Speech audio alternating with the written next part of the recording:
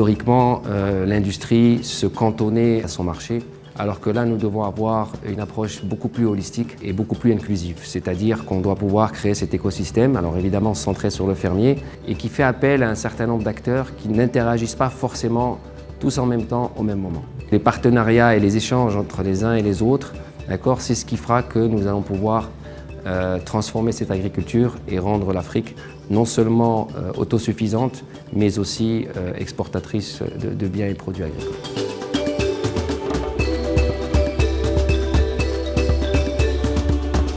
Ce type de conférence a pour principal objectif et intérêt, c'est de pouvoir réunir dans un même lieu un certain nombre d'acteurs, que ce soit des acteurs de l'industrie des engrais, mais aussi des industries qui sont autour de celle de l'engrais et de manière générale de l'agriculture. C'est aussi une opportunité de pouvoir échanger les uns avec les autres. Chacun a quelque chose à apporter, chacun a fait des choses et donc c'est un moyen et un vecteur d'échange d'informations et d'échange d'idées sur un certain nombre de sujets pour que l'industrie des engrais puisse partager aussi un minimum de vision commune parce qu'il est important qu'il y ait une cohérence au sein de l'industrie si nous voulons être efficaces.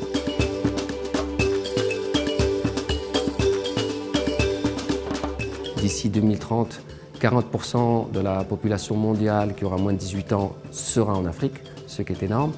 Donc la jeunesse africaine a beaucoup apporté. Il faut que cette jeunesse-là puisse être attirée par l'agriculture. Parce qu'aujourd'hui, l'agriculture, c'est le seul secteur d'activité qui peut permettre une création d'emplois suffisante pour accueillir toute cette jeunesse. Donc à nous aujourd'hui, opérateurs économiques, de trouver les bons programmes, les bonnes opportunités pour à la fois donner, on va dire, des opportunités d'emploi à la jeunesse et en même temps de pouvoir les accompagner pour qu'ils puissent se réaliser.